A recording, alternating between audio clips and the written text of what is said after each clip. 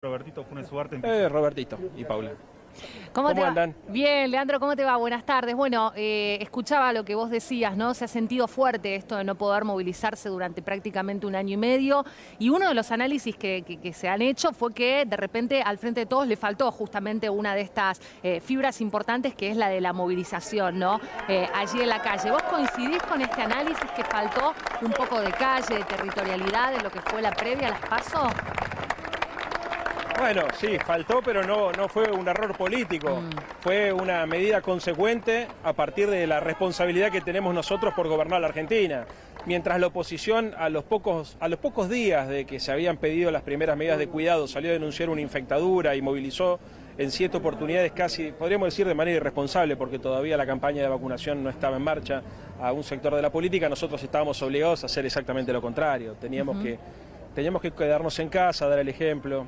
Lamentablemente para todos nosotros fue muy doloroso no poder iniciar la campaña reencontrándonos en esas movilizaciones populares que tanto nos gustan, pero no fue un error. Lo que sucede ahora es que cuando vemos que la tasa de incidencia o la tasa de contagio empieza a bajar y gracias a Dios y gracias a la campaña de vacunación se empiezan a obtener, digamos, mayores cuotas de libertad, podemos movernos y sentirnos un poco más tranquilos, lo primero que hicimos fue el 17 de octubre juntarnos todos acá, así que seguramente esto va a ser, como te decía recién, digamos, acá esto responde a una necesidad política, pero también una necesidad emocional. Claro. Emocionalmente, todas y todos los que estamos acá teníamos la necesidad de encontrarnos y de abrazarnos. Sos una persona de estrecho contacto con el presidente Alberto Fernández. Imagino que estará monitoreando todo desde la Quinta de Olivos. ¿Te pudiste comunicar con él en la jornada de hoy? ¿Sabés si él tiene previsto asistir a la plaza en algún momento o no lo va a hacer? Ayer estuve desayunando con él. No, está bien, está siguiendo todo. No sé si va a venir, no sé cómo viene la agenda de hoy, pero estoy seguro que le gustaría estar acá. Veremos después, con el correr de las horas, si se acerca o no se acerca. ¿Y tu agenda cómo viene? Porque además vos sabés que la gestión... Ahí está. ¡Oh, Roberto! Un beso grande, Robertito, hace mucho que no te veo. Pero escuchame una Acá cosa, vine mucho. corriendo porque estaba en un menester, ¿viste? Pero me dijeron que estabas vos y yo sé que vos siempre hablás conmigo. Escuchame una cosa. ¿En serio, ¿Qué dice? Sí, ya sé. Nos queremos mucho con Roberto. Sí, mucho. Pensamos muy distinto, pero siempre nos queremos y además dialogamos. A ver... ¿Cómo está tu vieja? ¿Cómo está tu vieja, Mi Roberto? madre bien. Siempre se ríe por nuestro tete-a-tete, por nuestro TikTok. Basta, Santoro, portate bien. Escuchame una cosa. Mandale un beso.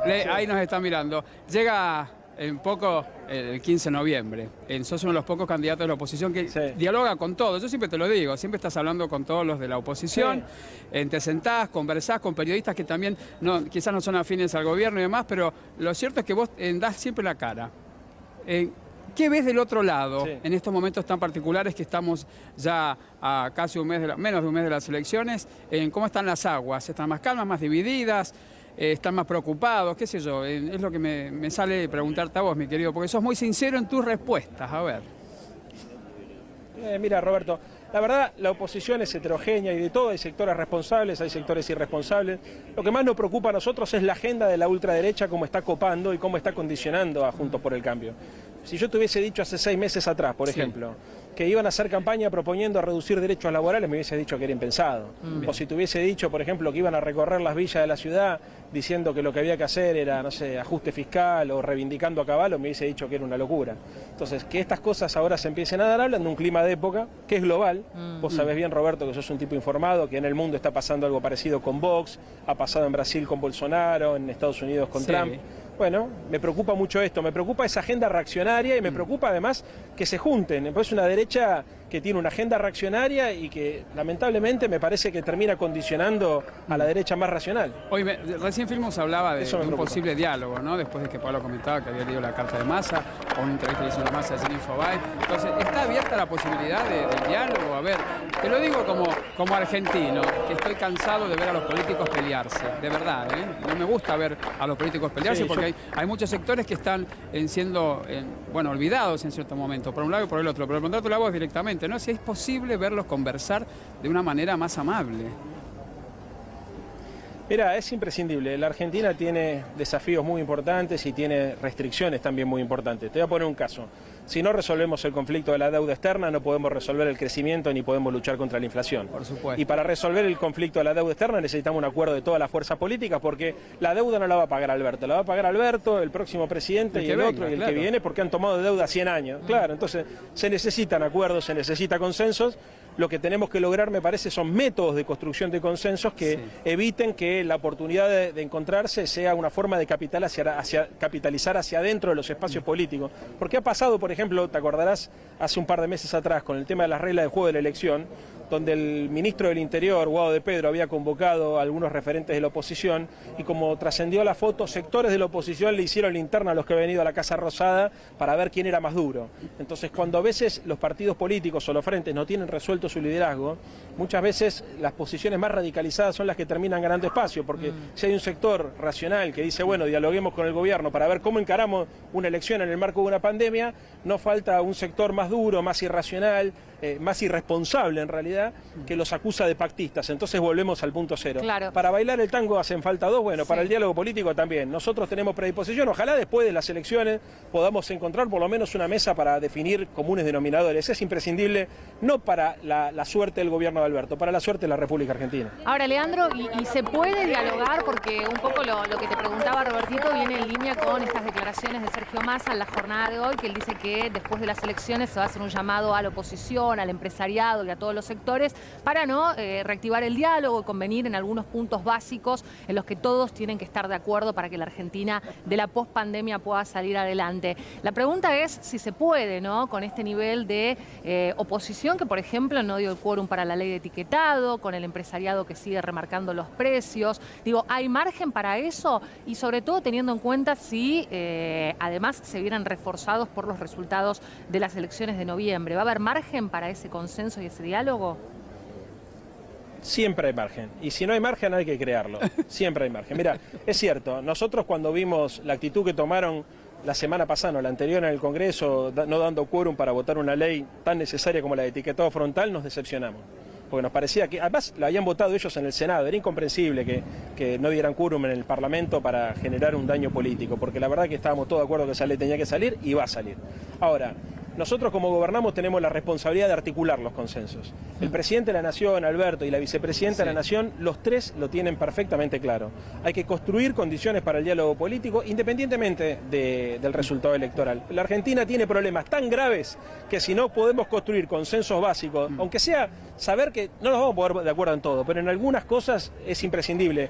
Nosotros estamos trabajando para eso y yo creo que humildemente desde el Parlamento, del Congreso Nacional, cuando me toque estar ahí voy a tratar de trabajar para generar esas condiciones. Oíme, mi querido, te veo ahí estás muy concheto.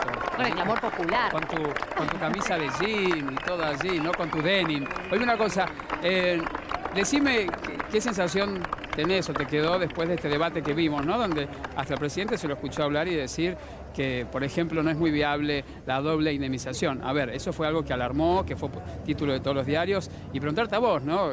¿Qué te quedó de ese debate al día de hoy? Mira, del debate, esto es muy simple. Todos, digamos, tenemos un sesgo para mirar la discusión política. Para que están hablando acá me desconcentran un poco. Que sos un rockstar. Lo que te podría decir es que... Sí, no, pero soy un militante, pero justo se juntó mucha gente.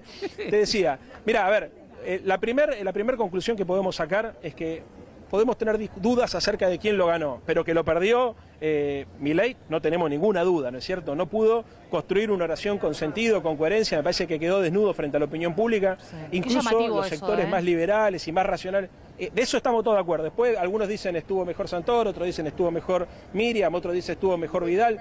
Hay de todo. No, yo creo que lo importante es que se pudieron plantear por lo menos los rasgos generales de la visión de país, ¿viste? O sea, nosotros estábamos tratando de demostrar que la salida es con más producción, con más empleo, con mejor distribución del ingreso, defendiendo los intereses populares, defendiendo lo público en la ciudad, yendo en contra de la construcción de torres, defendiendo el medio ambiente, defendiendo el río.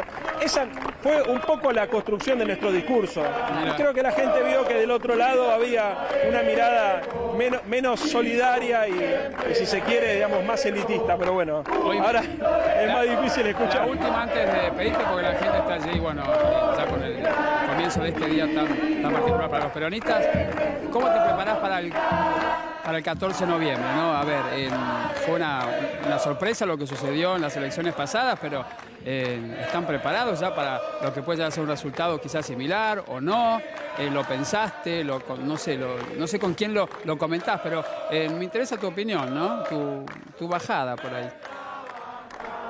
Mira, Robert, nosotros todos los que competimos en política queremos que nos vaya lo mejor posible y tenemos siempre la responsabilidad de llevar con orgullo una construcción colectiva. Pero ninguno de nosotros participa en una elección pensando en su carrera personal. Cuando a mí me ofrecieron ser candidato a diputado nacional por la Ciudad de Buenos Aires, yo sabía que la tenía difícil, porque acá hace 15 años que gobierna el PRO y del año 2003 que no pierden una elección. Claro. Yo no me cambié de distrito para jugarla más fácil. Yo vine a pelear acá a defender las ideas, y las ideas que nosotros tenemos, los valores, los principios que nosotros tenemos, los defendemos con mucha dignidad y con mucho orgullo. Así que yo, el resultado electoral, obviamente que confío que va a ser mejor que el último, confío que el gobierno va a poder en estos días que quedan explicar el contexto en el cual nos tocó gobernar, creo que va a ser posible además poder contrastar mejor los modelos de país, pero si yo militara por el resultado electoral, si yo hubiese querido pensar en mi futuro personal, me hubiese quedado en el radicalismo cuando acordaron con Macri. Si yo tomé la decisión política de abandonar el partido para venir a una construcción de esta naturaleza, es porque quiero seguir defendiendo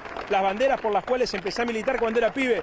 Yo cuando era pibe militaba por lo mismo que militan los... Mira, si yo te digo, fíjate, mira, cualquier radical tiene que estar de acuerdo con defender la justicia social, la independencia económica y la soberanía política. Y cualquier peronista tiene que estar de acuerdo cuando decimos que con la democracia se tiene que comer, se tiene que curar y se tiene que educar. Leandro. El movimiento nacional y popular está de este lado y las ideas que defendemos son estas. Bien. Leandro, una cortita porque te tenemos que despedir, que ya está Ferraresi también esperándonos en Plaza de Mayo. Pero me decías que desayunaste ayer con el presidente Alberto Fernández. ¿Va a aplicar ley de abastecimiento si los empresarios no acuerdan el congelamiento de precios o no? ¿Te dijo algo? No me toca a mí hablar de ese tipo de cosas. Lo único, ya que es el último minuto, mandarle un abrazo grande a todas las compañeras y a todos los compañeros del Movimiento Nacional Justicialista, del Frente de Todos y de todos los sectores populares que nos acompañan. Yo sé que mucha gente que está mirando seguramente a través de C5N le gustaría estar acá, porque C5N llega a todo el país. Déjame mandarle un abrazo a las compañeras, a los compañeros y decirle que mirá, lo más importante que tienen que saber todos, las ideas son invencibles, compañeros, y las ideas por las cuales nosotros peleamos van a estar bien defendidas por todos los candidatos y todas las candidatas del Frente de Todos. Ahí está, Así que muchas gracias por haberme prestado estos minutos. Ahí te salió, mi querido. Bueno, abrazo grande, gracias por este momento. Te quiero mucho, Roberto. Yo también, vos sabés que tenemos que hacer un TikTok. Yo te propongo, aunque fuera de contexto, una charla contigo, con Milei y conmigo, los tres juntos. De verdad, los tres. Después de la... Bueno, con vos voy a cualquier lado. Después de la campaña lo arreglamos, Robertito. Gracias, querido. Abrazo grande. Paula Avellaneda.